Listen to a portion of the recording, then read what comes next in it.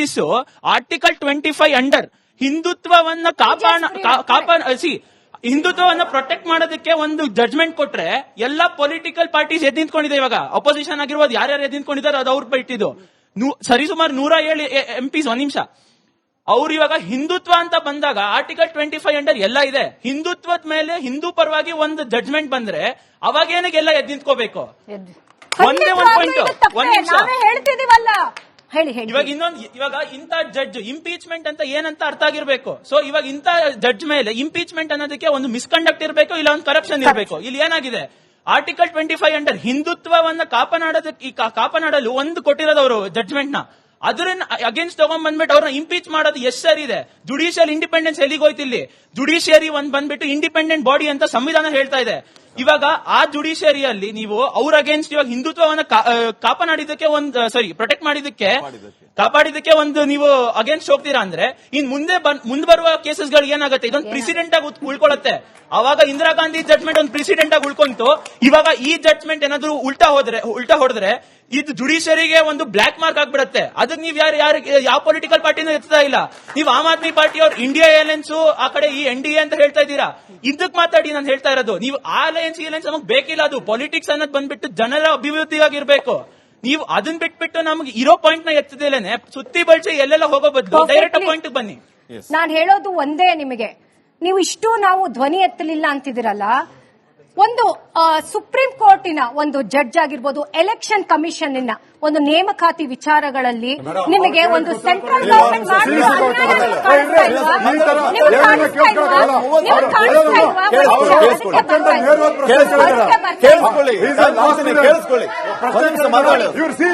ಮತ್ತೆ ಬಹಳ ಸ್ಪಷ್ಟವಾಗಿ ಹೇಳ್ತಾ ಇದ್ದಾರೆ, ಗೌರವ ಕೊಡಬೇಕಾಗಿದೆ. ನೀವು ಗೌರವ ಕೊಡಿ,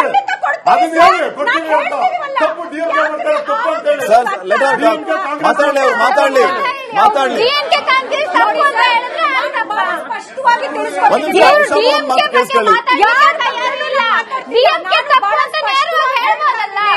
ನ್ಯಾಯಾಲಯದ ಆದೇಶವನ್ನು ಗೌರವಿಸ್ತಿರೋ ನ್ಯಾಯಾಲಯದ ಆದೇಶವನ್ನು ಗೌರವಿಸ್ತಿರೋ ಇಲ್ವೋ? ಅವರ ಪ್ರಶ್ನೆ ಬಹಳ ಸರಳವಾಗಿದೆ. ಕೇಳಿಸ್ಕೊಳ್ಳಿ, ಅವರ ಪ್ರಶ್ನೆ ಬಹಳ ಸರಳವಾಗಿದೆ. ನ್ಯಾಯಾಂಗವನ್ನು ನೀವು ಗೌರವಿಸ್ತಿರೋ ಇಲ್ವೋ?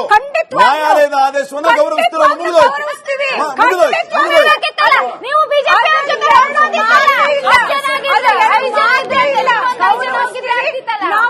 ಗಾದೆನ ಯೂಸ್ ಮಾಡಿದ್ರು, ಕುಂಬಳಕಾಯಿ ಕಳ್ಳ ಅಂದ್ರೆ ಎಗಲ್ ಮುಟ್ ನೋಡ್ಕೊಂಡ್ರು ಅಂತ. ಅದ್ರಲ್ಲಿ ಕುಂಬಳಕಾಯಿ ಯಾರು, ಎಗಲ್ ಮುಟ್ ನೋಡ್ಕೊಂಡು ಯಾರು, ಕದ್ದವ್ರು ಯಾರು? ಆ ಮೇಡಮ್ಗೆ ಇವಾಗ ನಾನೊಂದು ಇನ್ನೊಂದು ಪ್ರಶ್ನೆ ಕೇಳ್ತೀನಿ. ಹಾಗಾದ್ರೆ ಈ ಮೇಡಮ್ ಅವರು ಇವ್ರ ಪಾರ್ಟಿ 6 ಕಾಸು ಕೊಟ್ರೆ ಅತ್ತೆ ಕಡೆ, 3 ಕಾಸು ಕೊಟ್ರೆ ಸೊಸೆ ಕಡೆನಾ? ಖಂಡಿತವಾಗ್ಲೂ ಇಲ್ಲ ಮೇಡಮ್. ನಾವು ಜನರು ಕೊಡ್ತಿರುವಂತ ಟ್ಯಾಕ್ಸ್ ದುಡ್ಡು ಏನಿದೆಯಲ್ಲ ಅದು ಜನರಿಗೆ ತಲುಪಿಸುವಂತಹ ಒಂದು ಕಡೆ ಹೋಗ್ತಿವತ್ತು. ನಿಮ್ಮ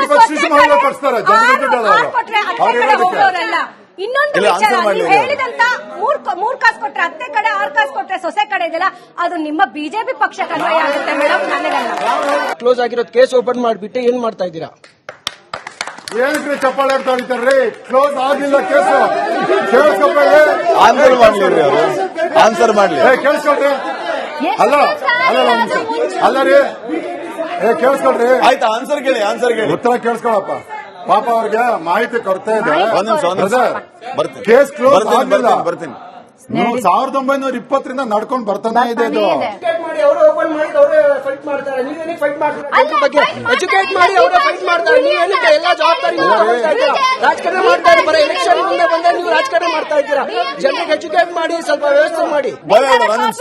ಜನರನ್ನ ಎಜುಕೇಟ್ ಮಾಡಿ ಅಂತ ಅವ್ರು ಹೇಳ್ತಾರೆ.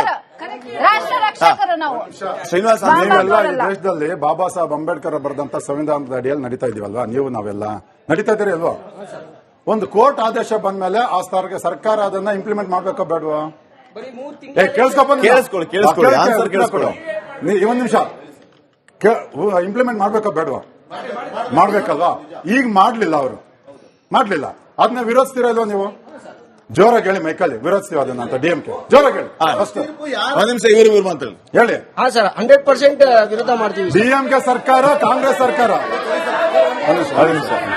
ಅವ್ರ ಆನ್ಸರ್ ಕೇಳಿಸ್ಕೊಳ್ರಿ, ಆನ್ಸರ್ ಕೇಳಿಸ್ಕೊಳ್ಳಿ. ಅವ್ರದ್ದು ಕ್ವಶನ್ ಕೇಳಿದ್ರೆ ಆನ್ಸರ್ ಕೇಳಿಸ್ಕೊಳ್ಳಿ. ವ್ಯವಧಾನ ಇಲ್ಲ ಅಲ್ಲ ನಿಮ್ಗೆ?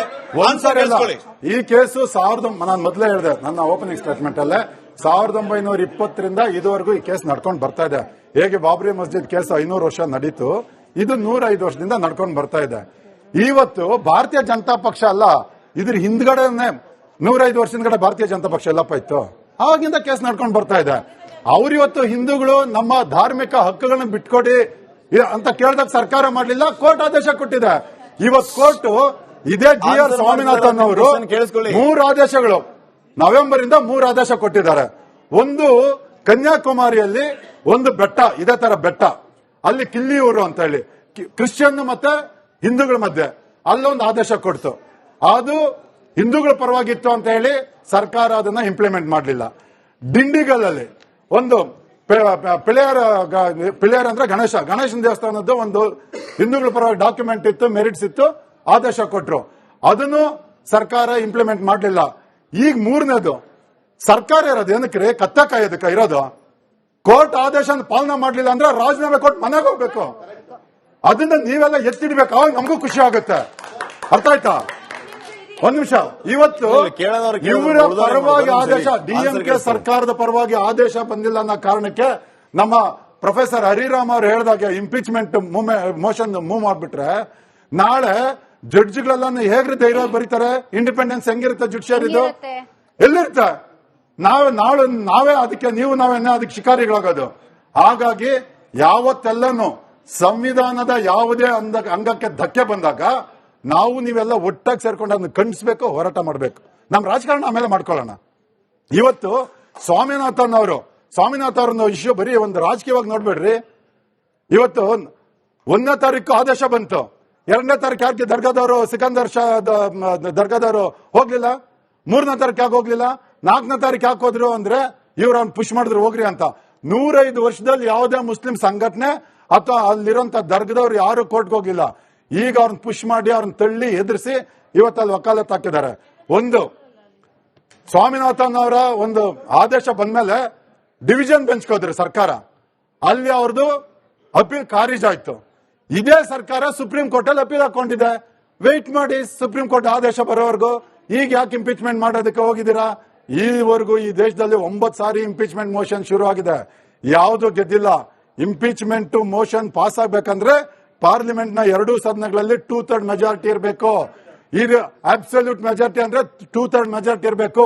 ಇವ್ರು ಹೀಗೆ ಇಂಪೀಚ್ಮೆಂಟ್ ಮೋಷನ್ ಮೂವ್ ಮಾಡೋದ್ರ ಮುಖಾಂತರ ಜಸ್ಟಿಸ್ ಸ್ವಾಮಿನಾಥನ್ ಅವ್ರ ವಿರುದ್ಧ ಬೇರೆ ಎಲ್ಲಾ ಜಡ್ಜ್ಗಳಿಗೂ ಭಯ ಹುಟ್ಟಿಸ್ತಾ ಇದ್ದಾರೆ. ಇದು ಸಂವಿಧಾನ ವಿರೋಧಿ, ಪ್ರಜಾಪ್ರಭುತ್ವದ ವಿರೋಧಿತನ. ಅದನ್ನ KRS ಪಕ್ಷ ಮಾಡಿದಾರಲ್ಲ ಅದನ್ನು ಹೇಳಿ.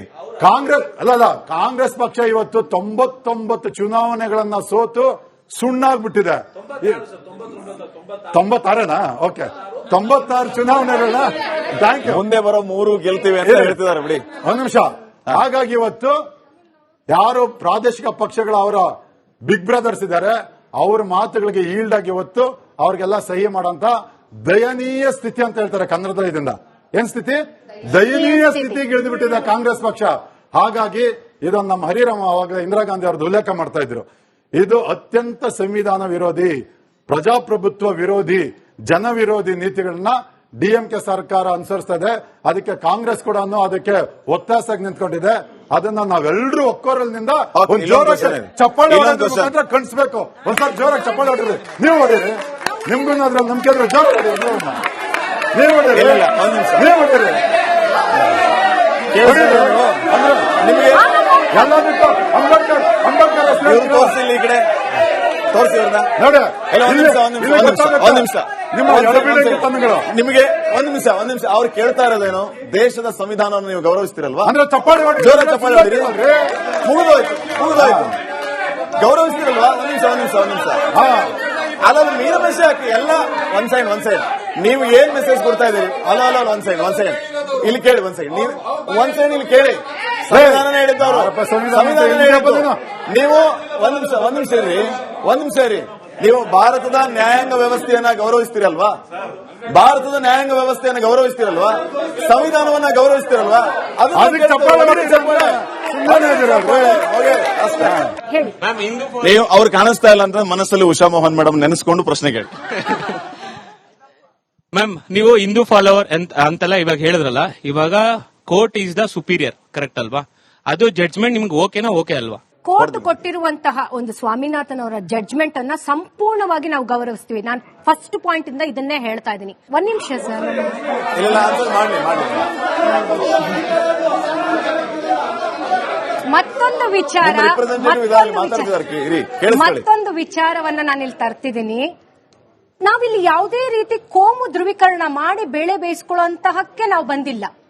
ಜನರ ಭಾವನೆಗಳಿಗೆ ಆಟ ಆಡ್ಲಿಕ್ಕೆ ನಾವು ಬಂದಿಲ್ಲ. ಮತ್ತೊಂದು ವಿಚಾರ ಸರ್, ನಾನು ಅದನ್ನೇ ಪದೇ ಪದೇ ಪಕ್ಷದ ನಿಲುವೆ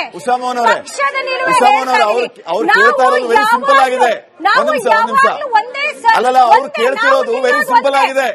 ಈಗ ನೀವು ಹೇಳ್ತಿರೋದೇನು? ಒಂದು ಮಂತ್ರ, ಒಂದು ನಾನು ಹೇಳೋದು ಕೇಳಿಸ್ಕೊಳ್ಳಿ. ಅವ್ರ ಪ್ರಶ್ನೆನ ಒಂದ್ ನಿಮಿಷ ಮೇಡಮ್, ಒಂದ್ ನಿಮಿಷ. ಅವ್ರ ಪ್ರಶ್ನೆನ ಇನ್ನೂ ಸರಳವಾಗಿ ಹೇಳ್ತೀನಿ ಕೇಳಿ. ಒಂದ್ ನಿಮಿಷ ಉಷಾಮನವ್ರೆ, ಕೇಳಿಸ್ಕೊಳ್ಳಿ. ಉಷಾಮನವ್ರೆ, ನಿಮ್ಗೆ ಪ್ರಶ್ನೆ ಅರ್ಥ ಆಗಲಿ, ಏನ್ ಆನ್ಸರ್ ಮಾಡ್ತೀವಿ ನೀವು?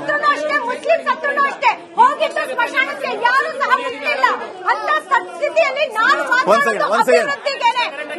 ಸೆಕೆಂಡ್. ಅಲ್ಲ ಉಷಾಮನವ್ರೆ,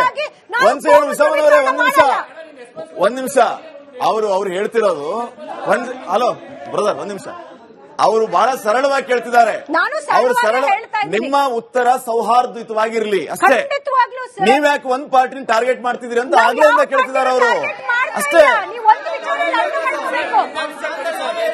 ಒಂದೇ ಒಂದು ಪ್ಯಾನಲ್ ನಾನು ಎಲ್ರಿಗೂ ತಿಳಿಸ್ಬಿಡ್ತೀನಿ. ಇವತ್ತಿನ ದಿನ ಕಾಂಗ್ರೆಸ್ ನಾನು ಅವ್ರನ್ನೂ ಟಾರ್ಗೆಟ್ ಮಾಡಬಹುದು. ಯಾರಪ್ಪ ಇದ್ದೀರಾ ಕಾಂಗ್ರೆಸ್? ಬನ್ನಿಪ್ಪ, ನಾನ್ ಮಾತಾಡ್ತೀನಿ. ನಾನ್ ಹೇಳೋದು ಒಂದೇ,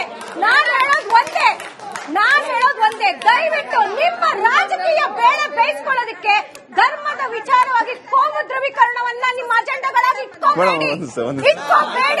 ಎಲೆಕ್ಷನ್ಗಳ ಸಂದರ್ಭಗಳಲ್ಲಿ ಜನರನ್ನ ಓಲೈಸಿ ಯಾವ ರೀತಿ ನಿಮ್ಮ ಕೆಲಸ